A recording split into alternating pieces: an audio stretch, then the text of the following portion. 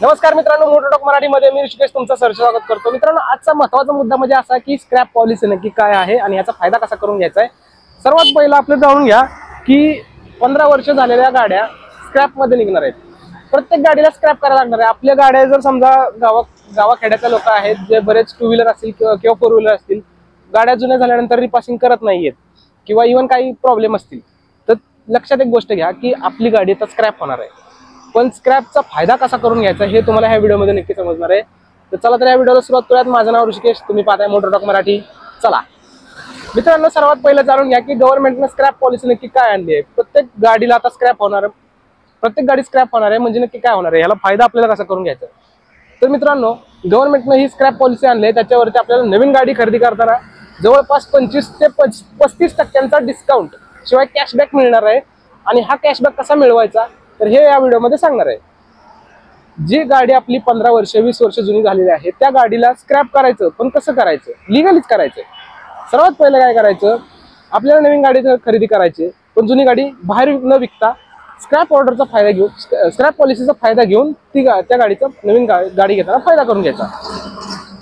जेव्हा तुम्ही गाडी स्क्रॅप करायचा विचार कराल किंवा जेव्हा तुमची गाडी स्क्रॅप मध्ये काढायसाठी येईल, सर्वात पहिलं काय करायचं, आरटीओ मध्ये जायचं, एक ऍप्लिकेशन द्यायचं की या गाडीला स्क्रॅप करायचे। त्यासाठी तुम्हाला एक अर्ज सोबत तुम्हाला एक ॲफिडेविट देखील द्यायला लागेल आणि जुनी आरसी आहे ती जमा करायची, जेणेकरून जुन्या गाडीचं जे रजिस्ट्रेशन आहे ते कॅन्सल होईल। आणि जेव्हा तुम्ही त्या गाडीचे डिटेल्स वगैरे आरटीओ मध्ये जमा कराल तेव्हा स्क्रॅप ऑर्डर निघते। आणि स्क्रॅप ऑर्डर निघाल्यानंतर त्या गाडीला RVSF, जे गव्हर्नमेंटने आता रजिस्टर्ड व्हेकल स्क्रॅपिंग फॅसिलिटी उभे केलेले आहेत, तिथं जाऊन तुम्हाला गाडी स्क्रॅप करून घ्यायची। आता स्क्रॅप केल्यानंतर नक्की काय पुढे, स्क्रॅप झाल्यानंतर आरटीओ मधूनच आपल्याला स्क्रॅप सर्टिफिकेट मिळणार आहे आणि त्या स्क्रॅप सर्टिफिकेटचा इथं फायदा करून घ्यायचा आहे। तर मित्रांनो, जेव्हा आपल्याला स्क्रॅप सर्टिफिकेट मिळेल त्यानंतर आपण नवीन गाडी खरेदी करायला जायचंय आणि त्या सर्टिफिकेटला फक्त दाखवून मॅन्युफॅक्चरर कडून 5% एक्स्ट्रा डिस्काउंट घ्यायचा आहे।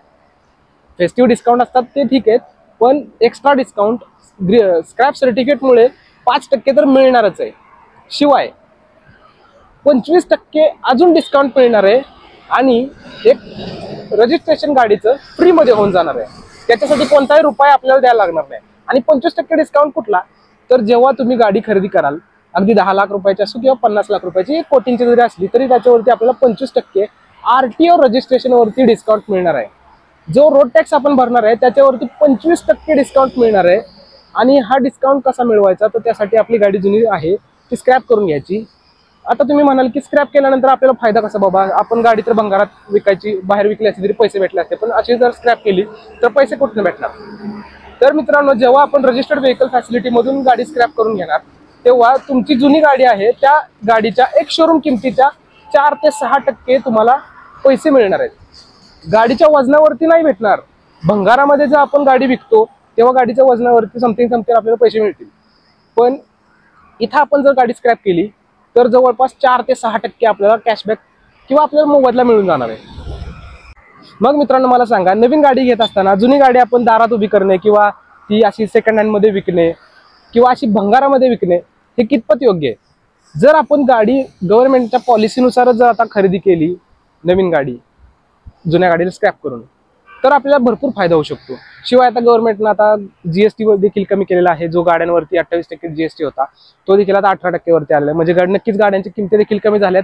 शिवाय आता स्क्रॅप पॉलिसीचा फायदा जर कोणी घेत असेल तर नक्कीच त्यांचे लाखो रुपये वाचणार आहेत आणि ते लाखो रुपये फक्त आणि फक्त एका सर्टिफिकेटमुळे वाचणार आहेत। त्यामुळे जे जुन्या गाड्याचे ओनर आहेत, आता ज्यांच्याकडे जुन्या गाड्या आहेत, अगदी 15 वर्ष उलटून गेलेल्या आहेत किंवा 20 वर्ष देखील उलटून गेलेल्या आहेत, त्या लोकांनी नवीन गाडी घ्यायचा प्लॅन करा, कारण तुमची गाडी आहे ती स्क्रॅप करायला लागणार आहे। आणि स्क्रॅप करायची, पण त्याचा फायदा तर नक्कीच घ्या। जुनी गाडी फक्त भंगारात विकू नका, तर स्क्रॅप पॉलिसीच्या फायद्याने नवीन गाडी खरेदी करताना नक्कीच त्याचे फायदे करून घ्या। ह्या व्हिडिओमध्ये एवढीच माहिती देतो। आणखी जर काही माहिती पाहिजे असेल तर मला नक्की कमेंट करून सांगा। आपण या स्क्रॅप पॉलिसीवरती एक सविस्तर व्हिडिओ बनवूया। तोपर्यंत ह्या व्हिडिओला जास्तीत जास्त लोकांपर्यंत शेअर करा, व्हिडिओ आवडला असेल तर लाईक पण करा आणि आपल्या मोटर टॉक मराठीच्या चॅनलला सबस्क्राईब नक्की करा। माझं नाव ऋषिकेश। पुन्हा एकदा व्हिडिओ पूर्ण पाहिल्याबद्दल धन्यवाद। Bye bye.